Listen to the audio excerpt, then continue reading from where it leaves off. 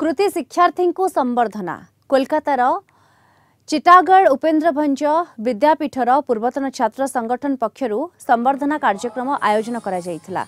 तेबे ଏହି अवसर में आयोजित सभारे विद्यालयर माध्यमिक और उच्च माध्यमिकर कृति शिक्षार्थी को संबर्धित करा जायछि।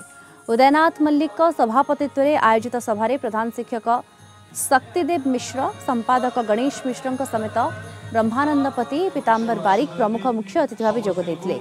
विद्यालय में शिक्षक अभाव और शिक्षार्थी संख्या द्रुत ह्रास पाइबा नहीं वक्ता माने चिंता प्रकट करथिले।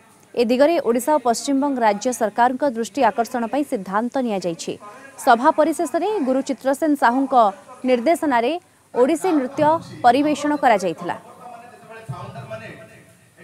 से उद्देश्य माने बर्तमान टीटागढ़ उपेन्द्र भंज भितर जो टीचर्स क्राइसिस देखा देछि, जोटा कि सैंक्शन पोस्ट 22टा था, बर्तमान 2 जन असिस्टेंट टीचर एवं जड़े हेडमास्टर द्वारा परिचालन होची एवं से अवस्था देखा 350-400 स्टूडेंट्स अच्छी एवं यही टीचर्स संख्या जेहेतु ह्रास पाई एवं शिक्षार्थी जेहेतु जो कि माने 1200 थिले बर्तमान से 350 आसछंती आम मानक कौन व्यवस्था आम मैंने करूँ।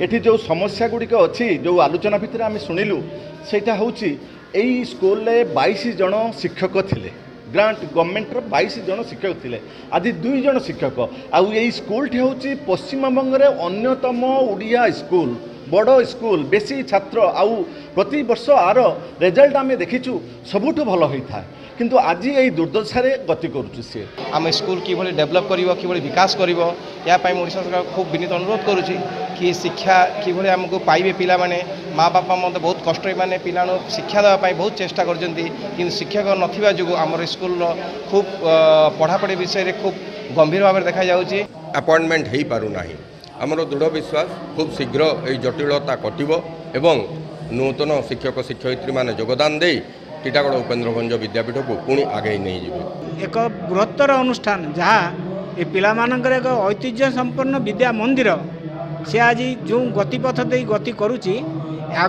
निश्चिन्न होवाई बेसी दिन लगे ना, तेणु ये पिलामाने यही अनुष्ठान प्राक्तन शिक्षक छात्र छात्री एमाने समस्ते लगी पड़ी बर्तमान चेष्टित अच्छा किपरि उपाय यार पुनरुद्धार हेब।